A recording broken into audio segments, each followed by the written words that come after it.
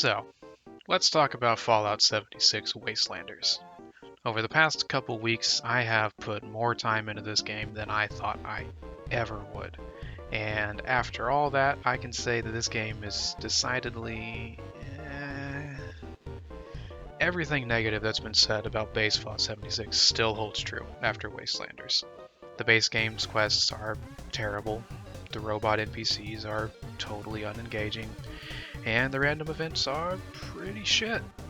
But the Wastelanders NPCs and quest lines, they're like little sprinkles of fun and engagement atop the rest of the steamy brown plopper that is Fallout 76. Now that may sound like hyperbole, and it kind of is, but let me just walk you through one particularly bad shit show of a quest, and I'll let you decide. So after a few hours of reading terminals and listening to dead people boss you around, you end up at the doorstep of a wiped out Brotherhood of Steel. Problem is, you can't get in.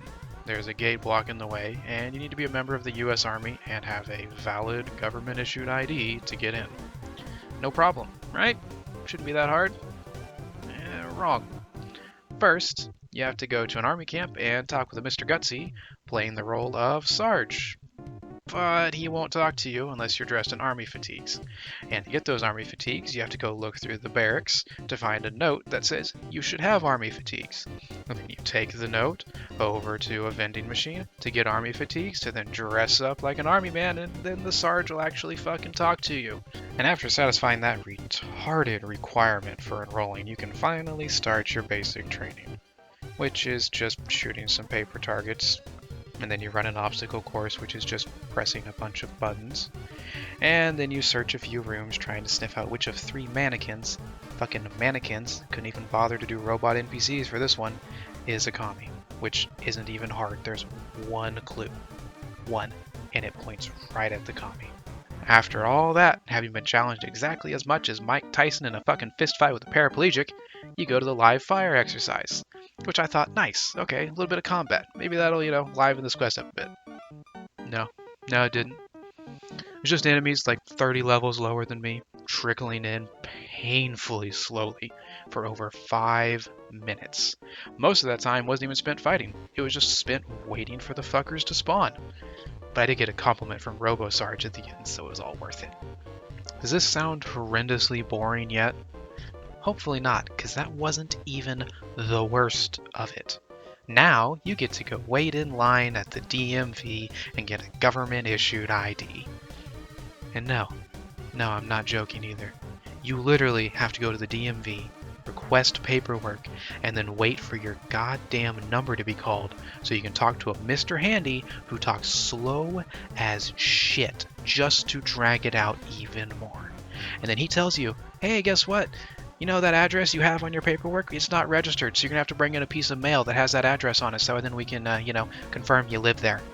So you have to go walk outside the building through a loading screen to find a mailbox to grab some fucking junk mail just so you can walk back in through another loading screen and have this Mr. Handy tell you, hey, guess what? This address, it doesn't match what's on your form, so now you have to go to the other side of the building we're in the whole time just playing fucking whack-a-mole with a bunch of ghouls that keep popping out of the ground to pick up a stamp and stamp the form.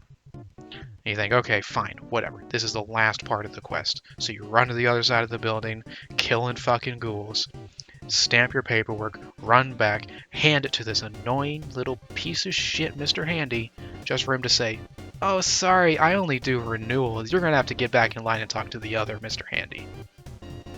Are you fucking serious? Is this a joke? So after that piece of bullshit gets dropped on you, you get back in line and you wait for your number to be called. Few ghouls spawn, you kill them, whatever. Number gets called, you go talk to this other Mr. Handy, who decides to start the conversation by saying, oh, sorry, I'm on my mandated coffee break. I'll be done with it in 10, 9, and you have to wait for this fucker to count down to 1, the spaces between each number getting longer the closer he gets to 0, just to waste even more of your time. And then, finally, you can get your government issued ID, and you can get on with this quest that really should have just been a matter of you going somewhere and picking up someone else's ID and not this bullshit they threw at you. Now, I realize this was supposed to probably be some satire about the DMV, but I don't consider fucking the player about for over half an hour with boring, mundane bullshit to be funny or clever. But I pushed past this, and I finished up the Brotherhood portion of the questline, and I went on to the Enclave portion that ends with you dropping a nuke. For anyone who doesn't know, dropping nukes is supposed to be the main endgame of 76 because it spawns the biggest beasties and the rare crafting materials required for a lot of the good crafting. Problem is that the process of dropping a nuke is a test of patience and willpower. If you do it the way that the game wants you to do it, then you first have to go around the map finding random spawns of certain scorched or ghouls that drop pieces of silo codes. Assuming that you can even find these fuckers, and assuming that they drop the 4 pieces of code for the same silo that correspond to where you want to go, then you can begin the process of launching a nuke. But then begins another task in a long line of tasks that amount to just fucking the player about. First, you have to shut down the reactor, and then repair leaks while a bunch of turrets shoot you and robots endlessly spawn, all within a time limit. Then you have to find a bunch of computers and rip out their data cores so you can deactivate laser grids, just to get to a spot where you then have to repair a bunch of the same fucking cores to open a door. Why you couldn't just go back and get the ones you removed from the other computers, who fucking knows, but I imagine it's to make you waste more of your time. Whatever. You repair the cores, then you make your way to the control room, where you have to defend some friendly robots from the bad robots, so that you can finally put in the code you found and launch the damn nuke. So all in all, that was a good 20 minutes or longer just to press a button, with none of what you did leading up to that point being anything more than a series of find the thing to click on.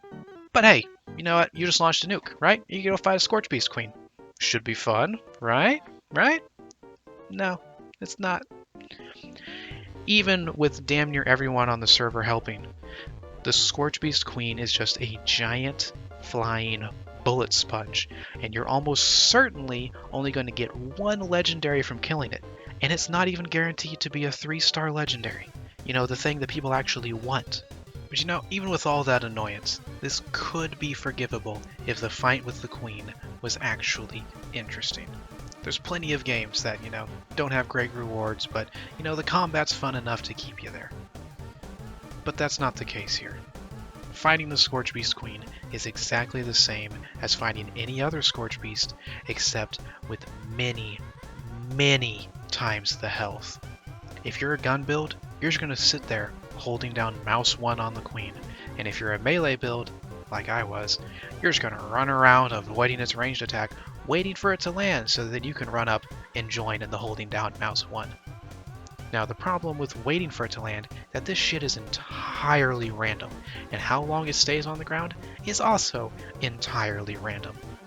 You could get lucky and have it land immediately and stay down until it's dead, or it could fly around for damn near 10 minutes before finally touching down, only to fly away after a few seconds. So far, I've taken part in killing half dozen or so Scorch Beast Queens, and I've seen both happen. So let's recap real quick. If you do it the way Bethesda intended, you just spent God knows how long manually finding all the code fragments. 20 or more minutes going through a silo to launch the nuke, and then you spent another 15 or more to kill the Queen. And that time frame for the Queen depends entirely on how many people from the server come help you, and how good their DPS is. And even after all of that, you're only guaranteed a single legendary. And that legendary isn't even guaranteed to be a 3-star, or max level, you know, the things people want for an end-game activity. Oh, joy of joys, what well-spent time this is. So the nukes are a bit of a wash, and in the end they're only really good for some experience and some of those rare crafting materials. But I hear some of you asking, if the game's quests are shit, and the endgame is hot shit on a skillet, then why did I put so much time into it? Well, that's mostly because with Wastelanders, they added in some of that stuff from previous Fallouts that we liked. You know, I've done some of the quests for Wastelanders, and I like the NPCs, the quest lines are fairly fun, and honestly, it's still just fun to wander around the world. You know, you can get some nice, beautiful views from atop these mountains, and honestly, the different biomes they have really help a lot in keeping things fresh. I mean, I can go from 1 second I'm inside a nice verdant forest just crawling with a bunch of different animals and stuff, and then I'm in some dark swamp that's covered in glowing mushrooms and these weird fleshy growths, and, you know, before ending the day in a molten ash heap. If there was anything that I could say they got right with this game, even before Wastelanders, it was with the different biomes and the enemy variety. I really like the cryptids they added. I like a lot of the new enemies they added, and honestly, when the game came out, I was looking for mods to port those enemies to Fallout 4 because I liked them that much. I mean, really, if they took the game as it was now and made it so you could play offline or make your own server and just invite your friends to play with you, like, you know, Minecraft or those sort of games do, then I really think this game would be a lot better. So many of the problems that I have with it are because it has to always be online. That little half-second lag when loading the contents of containers or picking stuff up, you know, the weight limit on your stash, those times where you can't join a server because someone else put their camp too close to yours, the inability to mod the game to fix its problems and annoyances. I mean, the list goes on. It's all because this game is an always online multiplayer experience. I mean, hell, it being always online is also the reason that the world can't meaningfully change from your actions either.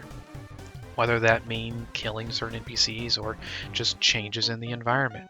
Like Fallout New Vegas, you know, you end the Lonesome Road, you could nuke an entire section of map. You could also wipe out entire settlements. You can't do that in 76. Because if you did that in 76, you could mess up the quest of random chucklefuck number 27 over there. And we just can't have that, can we? Look, I could keep going on listing this game's problems, but it mostly just comes down to this. The things that they added with Wastelanders are good, genuinely. But all the bad stuff from base Fallout 76 is still there and in greater abundance than what they added. You can find enjoyment in this game, but there's very little reason to when you could have more consistent fun playing any of the previous games.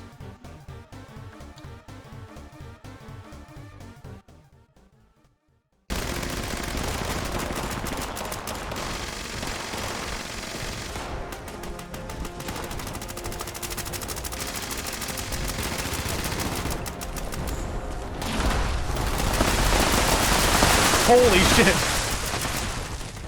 Oh, I didn't get anything out of it. What? I didn't either. Bullshit.